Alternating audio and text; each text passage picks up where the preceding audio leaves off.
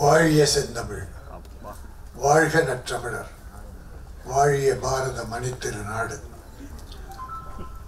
இந்த நிகழ்ச்சியிலே கலந்து கொள்வதிலே மிகுந்த மகிழ்ச்சி அடைகிறேன். ஒரு வித்தியாசமான விழா. எல்லோரும் குடும்பமாக பகல் 12 மணிக்கு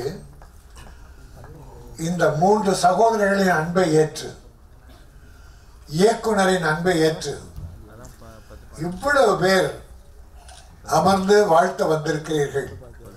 உங்களை நான் வாழ்த்துகிறேன். ஒரு அற்புதமான கதைக்களம்.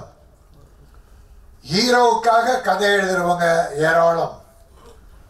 ஆனா கதைக்காக நடிகர்களை செலக்ட் பண்ண அருமை தம்பி மந்திரா இயக்குனரை நான் பாராட்டுகிறேன். உங்களோட மன வலிமை. ஏனென்றால் நீங்கள் பாலாவின் சிஷ்யன். பாலா பாலு மகேந்திரனின் சிஷ்யன். பாலு மகேந்திரா என்கிற ஒரு அற்புதமான இயக்குனர், தமிழ் திரையுலகை உலக அளவிற்கு கொண்டு சென்றவர். அவரிடத்திலே பயிற்சி பெற்று வேலை பார்த்த அருமை தம்பி மந்திரா. அவர் கதைக்குத்தான் அவர்கள் முக்கியம் தருவார்கள், கதாநாயகனுக்கெல்லாம் கிடையாது. ஏனென்றால் இது கதாநாயகன் என்று சொன்னால் வெளியில் சிரிப்பார்கள். ஆனால் இந்த படம் பார்த்த பிறகுதான், ஓ இப்படி ஒரு கதாநாயகனும் இருக்கிறாரே என்று ஆச்சரியப்படுவார்கள். அந்த தம்பி அற்புதமான நடிக்க வச்சிருக்காங்க. உயரம்தான் குள்ளம், ஆனா உள்ளம் உயரம். உயர்ந்த உள்ளம். உயரமா தடியா இருந்து என்ன பிரயோஜனம்? நாட்டுக்கு ஒரு கருமமும் கிடையாது. ஆனால் உள்ளம் நிறைந்தவர்களால் இந்த நாட்டுக்கு பெரும் பெருமை. பேரறிஞர் அண்ணா அவர்கள் குள்ளமானவர் தான். நெடுஞ்செழி உயரமா இருப்பாரு, அன்பழகம் உயரமா இருப்பாரு, டாக்டர் கலைஞர் கூட உயரமா இருப்பார். ஆனால் இவர்களுக்கெல்லாம் தலைமை தாங்கிய ஒரு அற்புத தலைவன் பேரறிஞர் அண்ணா. அவர்கள் எம்பியாக தேர்ந்தெடுக்கப்பட்டார்கள். மெம்பர் ஆஃப் பார்லிமெண்ட், பாராளுமன்றம் போறார். அங்க வட இந்தியக்காரன் பூரா கொழுத்து போயிருக்கிறான். ஒவ்வொருத்தரும் ஒரு 150 கிலோ 200 கிலோ உள்ள வந்தாங்க. ரொட்டியை வெண்ணையும் சாப்பிட்டு எம்பிக்கள். ஆனா அந்த சபையிலே ஒரு குள்ளமான ஒருவர் முதல் முறையாக போகிறார். அவரை போய் அப்போ கிருஷ்ணமாச்சாரியார், டிடி கிருஷ்ணமாச்சாரியர், மாபெரும் பொருளாதார நிபுணர். கிருஷ்ண மேனன், ராணுவ மந்திரி, மிகப்பெரிய பேச்சாளர், 2 மணி நேரம் பேசுவார் உலக வழக்குகளை. நேரு பிரான், பிரைம் மினிஸ்டர். அந்த அவைக்கு முதல் முறையாக ஒரு குள்ளமான அண்ணா உள்ளே போறார். எல்லாரும் கிண்டல் கேலி நகைக்கிறார்கள். இவர் ஒரு எம்பியா, தமிழ்நாட்டில இருந்து வந்தாரா? அண்ணா பேசுகிற வாய்ப்பு கிடைத்தது. 10 நிமிஷம் தான் டைம், 10 நிமிஷம். அண்ணா பேச ஆரம்பிச்சார். ஆங்கிலத்திலே பேச ஆரம்பிச்சார். பேச பேச அருவி கொட்டுவதை போல ஆங்கில வார்த்தைகள், புத்தம் புதிய வார்த்தைகள் எல்லாரையும் நிகழ்விக்கிறது. நேரு அசந்து போனார். சபாநாயகர் பெல் அடிச்சு டைம் ஆயிடுச்சுன்னார். ஆனால் நேரு சொன்னார், நோ, லெட் ஹிம் ஸ்பீக், அவர் பேசட்டும் என்று ஒரு ஸ்பெஷல் பர்மிஷன் கொடுத்து அண்ணாவை பேச வைத்தார்கள். அங்கே உருவம் தழைக்கவில்லை, உள்ளம், அறிவு, அது வெற்றி பெற்றது. நம்முடைய ஜனாதிபதியாக இருந்தவரே உலகத்தில் விஞ்ஞானத்தை கொண்டு போனாரே, ராக்கெட் கொண்டு போனாரே, பொக்ரான்ல அணுகுண்டு வெடித்தாரே, ஒரு ஒல்லியான அப்துல் கலாம். அப்துல் கலாம், அவரை பார்த்தால் உலக அழகன் அப்துல் கலாம் தான். அழக போட்டி நடக்கிறது என்றால் உடலை பார்த்து மட்டுமல்ல, அறிவை பார்த்து. அப்துல் கலாம் ஒரு முறை சொன்னார், ஐ எம் நாட் ஹேண்ட்சம், நான் பெரிய அழகன் அல்ல, but I can give my hands to somebody who wants my help. என்னுடைய உதவி யாருக்கு தேவையோ அவர்களுக்கு கரம் நீட்டுவேன். நான் அழகன் அல்ல. எல்லாரும் கேட்பாங்க, நீங்க எந்த அழகு யாரு? ஐஸ்வர்யா அழகுன்னுவான், குஷ்பு அழகுன்னுவான், தேவயானை அழகுன்னுவான். ஆனா அவங்க அம்மா அழகுன்றது அவனுக்கு தெரியறதில்லை. தன்னை பெற்ற தாய், தன்னுடன் பிறந்த சகோதரிகள் அழகும் அறிந்து நிறைவந்தவர்களை விட்டு விட்டு யாரோ எங்கேயோ இருக்கோலாம் அழகு அழகுன்னுவான். அவளை கேவலமாக விட்டது. அழகு என்பது உடலில் அல்ல, அவன் செய்கிற தொண்டில், அவனுடைய அறிவில். அப்படித்தான் நாகர்கோயிலில் அது ஊனமற்றவர் என்பதை நம்முடைய டாக்டர் கலைஞர்கள் மாற்றி ஊனமுற்றவர் என்று பேசக்கூடாது, மாற்றுத்திறனாளிகள் மாற்றுத்திறனாளிகள் என்று சொல்ல வைத்தவர் டாக்டர் கலைஞர் அவர்கள். அப்படி எத்தனையோ மாற்றுத்திறனாளிகள் சாதித்துக் கொண்டிருக்கிறார்கள். முன்ன மாதிரி இல்லைங்க, அந்த வெக்கப்படுறது கூச்சப்படல. இந்த பிள்ளைய, சின்ன பிள்ளைய, அவனுடைய சகோதரி தைரியம் ஊட்டி தாழ்வு மனப்பான்மையை குறைத்து அவனை வாழ்க்கையில் வெற்றி பெற செய்கிற அந்த டைலாக் பூரா பிரமாதமான டைலாக், வாழ்க்கையில் நம்பிக்கையை ஊட்டுகிற டைலாக், ஒவ்வொன்றும் அற்புதமான டைலாக். அந்த தம்பி, அதுவும் படையெடுக்க வந்தவங்க நவீன் சீதாராமன், பாலா சீதாராமன், லெனின் பாபு, 3 பேரும் அண்ணன் தம்பிகள். தம்பி, உங்க குடும்பம் நல்லா இருக்கணும் தம்பி, நல்லா இருக்கணும். அண்ணன் தம்பிங்க 3 பேரும் என்னை பார்க்க முந்தாள் வந்தாங்க. ஒருத்தர் ஏதோ ஹாஸ்பிட்டலில் ஒர்க் பண்ணுறார், அப்பல் ஹாஸ்பிட்டல். ஒருத்தர் வக்கீல், ஒருத்தர் அமெரிக்காவில் நடிக்கிறார், திரையுலகில் தான் இருக்கார். அவர் சொன்ன வார்த்தை, இந்த கதையை அவர் சொன்னார். அந்த ஸ்டோரி டெல்லிங் மெத்தட், அதை சொல்லுகிற விதம் என்னை மிக கவர்ந்தது. அந்த தம்பி தமிழ்நாட்டில் படம் பண்ண போகிறேன், அதான் என் லட்சியம். அமெரிக்கா எனக்கு முக்கியம் அல்ல, நான் நினைத்தால் மாதத்துக்கு ஒரு முறை தமிழகம் வந்து என் தாய் நாட்டை பார்த்துவிட்டு தமிழை பேசிவிட்டு தான் போகிறேன் என்று அவர்கள் சொன்னார்கள். அந்த கதை, இந்த கதையை எனக்கு ஒரு 10 லைன் சொன்னார். அவருக்கு அந்த அறிவு திறன் இருக்கிறது, இயக்குகிற திறன் இருக்கிறது. எனக்கு என்ன, இப்படிப்பட்டவங்க வந்தால் தமிழ் சினிமா செழிக்கும். சில புரோக்கர் மாதிரி வந்துக்கிட்டு ஒரு 40% பேர் அடுத்தவனை ஏமாற்றி பிழைக்கிறதுக்குனே சினிமா இருக்கு. சினிமா கெட்டு போனதுக்கு காரணம் இந்த ஒரு 40% ஏதாவது தின்னு எவனாவது ஏமாற்றி எந்த அசிங்கத்தாவது தின்னு வாழ்ந்தா போதும்னு நினைக்கிறான். அதனால தான் சினிமா கொஞ்சம் கெட்ட பேர். ஆனால் சினிமாவில் லட்சியம் உள்ளவர்கள் இருக்கிறார்கள். அந்த லட்சியம் உள்ளவர்களால் தான் இன்றைக்கு சினிமா போற்றி புகழப்படுகிறது. அதுவும் தமிழ் சினிமா புனிதமானது, அற்புதமானது. அதை கொண்டு செல்லுகிறவர்கள் நியாயமானவர்களாக இருக்கிறார்கள். இவர்கள் கூட யாரோ ஒருவரிடம் ஏமாந்து போயிருக்கிறார்கள், பெரும் பொருளை இழந்திருக்கிறார்கள், ஆனால் சளைக்கவில்லை.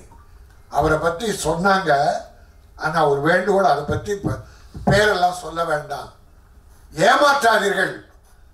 ஒரு 10 நாளைக்கு நல்லா இருக்கலாம், அன்னைக்கு உனக்கு சோறு கிடைக்கலாம். அடுத்தவனை ஏமாற்றி பிழைப்போன் நீண்ட காலம் நன்றாக இருந்ததால் சரித்திரமே கிடையாது. ஆகவே நல்லது, நல்ல சினிமா, அற்புதமான சினிமா. நாம் எத்தனை பேரை வாழ வைக்கிறோம்? இந்த 3 சகோதரர்கள் வந்தார்களே, எத்தனை தொழிலாளிகள் வாழ்ந்திருக்கிறார்கள், எத்தனை கலைஞர்கள் வந்திருக்கிறார்கள். அது அப்படி பிறரை வாழ வைப்பதற்காக தான் தயாரிப்பாளர். பல தயாரிப்பாளர் காணாமல் போனார்கள். 300 படம் தயாரிக்கிறாங்கன்னா 280 பேர் காணோம், ஒரு 20 பேர் தப்பிச்சு நிற்கிறாங்க. அப்படி இருக்கிற சினிமாவில் துணிச்சலோடு இந்த சினிமாவில் நான் வெற்றி பெறுவேன் என்ற நோக்கத்தோடு அண்ணன் தம்பிகள் 3 பேரும் ஒற்றுமையாக இருந்து, அதில் பாலா சீதாராமன் வந்து கவிஞர், வழக்கறிஞர் அந்த கவிஞர், 3 அண்ணன் தம்பிகள் ஒன்றா இருந்து கலந்து பேசி காரியம் செய்கிறாங்க. திட்டமிடுதல் அற்புதம், திட்டமிடுதல் அற்புதம். நான் இங்கே ஒன்றை சொல்ல வேண்டும். ஒரு முறை ஒரு விழா நடக்கிற போது எங்களுடைய திரைப்பட தயாரிப்பாளர் சங்கத்தின் பொருளாளர் சந்திரபாஸ் ஜெயின், அவர் ஃபைனான்சியர் அண்ட் ப்ரொடியூசர், இப்போ தயாரிப்பாளர் சங்கத்தில் பொருளாளராக இருக்கார். நல்ல மனிதர், நிறைய படங்கள், 100க்கு மேற்பட்ட படங்கள் ஃபைனான்ஸ் பண்ணியிருக்கார். அவர் ஒரு படம் எடுத்தார், தலைவா. அந்த தலைவா படத்துக்கு ஒரு அப்போ பதவியில் இருந்தவங்க பழி வாங்கினாங்க ஹீரோவை, அது வேற. ஆனால் அவர் மேடையில் சொன்னார், நான் வேற எதையும் பேச வரல, ஒரு அற்புதமான நடிகர் இருக்காரு, அந்த நடிகர் என் படத்தில் தலைவா படத்தில் நடிக்கிறதுக்கு நான் அட்வான்ஸ் 1.5 லட்சம் கொடுத்தேன். பட் அவர் நடிக்க முடியல, அன்னைக்கே அவரால் வர முடியல, நடிக்கலை. ஆனால் 1 மாதம் கழித்து அந்த நடிகர் என்னை தேடி வந்து, நான் கொடுத்த 1.5 லட்சத்தை இந்தாங்க வச்சுங்க, உங்கள் படத்தில் என்னால் நடிக்க முடியல என்று சொல்லி திருப்பி கொடுத்தவர். அவரை போன்ற நடிகர்கள் நாட்டுக்கு வேணும்னார். அவர் தான் தம்பி MS பாஸ்கர். சந்திரபாபு ஜெயின் மேடையில் அது மட்டும் பேசதான் வந்தேன். ஏன்னா இது ஏன் சிறப்பு பெறுதுன்னா, அட்வான்ஸ் வாங்கி நடிக்காமலே வேற படத்துக்கு அதிக சம்பளம் கொடுக்குற படத்துக்கு போயிட்டு இதுக்கு நடிக்க மாட்டான், வாங்கின படத்தை திருப்பி கொடுக்க மாட்டான். நிறைய நடிகர்கள், நிறைய நடிகர்கள் எங்கிட்டே 3 நடிகர்கள் ரொம்ப வேண்டியவங்க 2 லட்சம் 1 லட்சம் 3 லட்சம் வாங்கிட்டு நடிக்கலை, கொடுக்கலை. கேட்டா இல்லை, நான் அந்த டேட்டு எக்ஸ்பைரி ஆயிடுச்சான், தேதியை விற்கிறானுங்க. 3 நாள் டேட் வாங்குகிறோம், அந்த தேதியில் மழையோ வெள்ளமோ ஏதோ வரல, அப்போ நடிக்க முடியல. நான் தான் தேதி கொடுத்தா நீங்கள் நடிக்கலண்ணே, எடுக்கலண்ணே, அதனால் ஃபைனா. பாவி ப்ரொடியூசர் கஷ்டப்படுறான், உனக்கு பணத்தை கொடுத்துட்டு சாப்பாட்டுக்கு இல்லாமல் கஷ்டப்படுது குடும்பம்.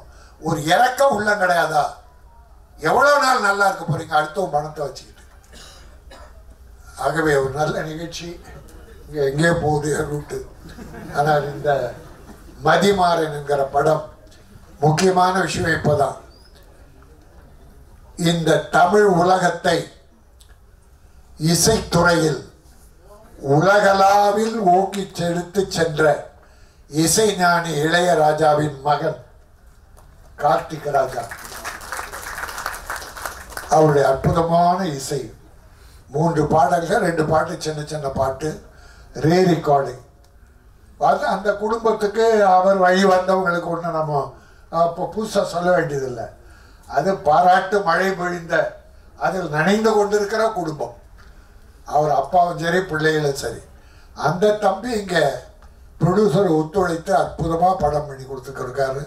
அவர் தான் இன்றைக்கு ஹீரோ. அவரை நான் மனதார பாராட்டுகிறேன். இதை விட இன்னொன்று பாராட்ட போகிறேன். இதில் பாருங்க, சால்வே யாருக்கும் போடலை. சால்வை பூச்செண்டு மொத்தையாக கொடுக்குறானுங்க. சால்வை இந்த ராஜஸ்தான் சால்வை இல்லை, இந்த ஜிகினா சால்வை ஒன்றுத்துக்குமே உபயோகப்படாது. அப்படி போட்ட உடனே தூக்கி போட்டவன்.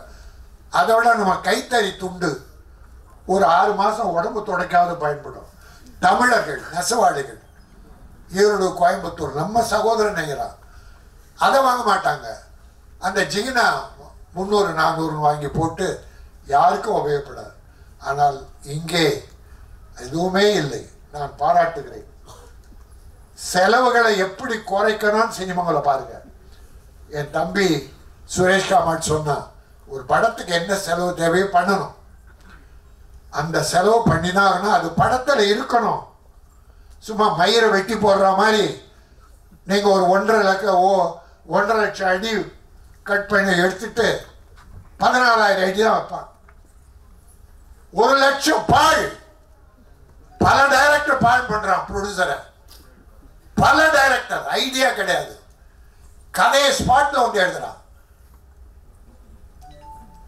எவ்வளவு பணம் பாழாக போக தெரியுங்களா? அதுதான் இன்னைக்கு பல பிரச்சனை, ப்ரொடியூசர் டைரக்டர். ஆனால் இங்க டைரக்டர் ப்ரொடியூசர் இணக்கமா சகோதரத்தனமா எப்படி பூஜை ஆரம்பிச்சாங்களோ இன்றைக்கு ஆடியோ ஃபங்க்ஷன் வரைக்கும், படம் ரிலீஸ் வரைக்கும், ஏன் அதை தொடர்ந்து கூட அன்பு சகோதரர்களாக ஒன்றாக இருக்கிறார்கள். நான் அத்தனை இயக்குனரையும் பாராட்டுகிறேன், ப்ரொடியூசரை பாராட்டுகிறேன். என்னுடைய அருமை தம்பி ஸ்னேகம் வந்து பின்னால் உட்கார்ந்துருக்கான், அந்த தம்பியையும் பாராட்டுகிறேன். எப்படி ஒரு நல்ல வாய்ப்பினை தந்த உங்களை பாராட்டி, மதிமாறன் மதியால் மட்டுமல்ல படத்தின் சிறப்பால் வெற்றி பெற்று அத்தனை பேரும் முன்னேற வேண்டும். அடுத்து மிகச்சிறந்த இதனும் நல்ல படங்களை நிறைய நீங்கள் தயாரிக்க வேண்டும். இறைவன் அருள் வேண்டும். உங்களை பெற்ற தாயும் தந்தையும் அருள் புரிவார்கள். அதை விட சிறப்பு, ஆசிரியரை அழைச்சி உட்கார வச்சிக்கல. தனக்கு பாடம் கற்பித்த ஒரு ஆசிரியருக்கு இங்கே ஒரு கௌரவம் பண்ணீங்களே, நல்லா இருப்பீங்க. ஏன்னா நான் 17 வருஷம் கார்ப்பரேஷன் ஸ்கூல் டீச்சராக இருந்தேன். அதை விட்டுட்டு ரிசைன் பண்ணிட்டு தான் நான் சினிமா துறைக்கு வந்தேன். ஆக எனக்கு ஆசிரியர் தொழில் தான் முதல் பிடிக்கும். ஒரு கண் எனக்கு கல்வி, இன்னொரு கண் கலை. அதனால்தான் காமராஜ் மெட்ரிகுலேஷன் பள்ளியை இன்றைக்கு ஏழைகளுக்காக நான் மன்னார்பேட்டையில் நடத்திட்டு இருக்கேன். ஆக நல்ல காரியம் நானும் தொடர்ந்து செய்து கொண்டிருக்கிறேன்.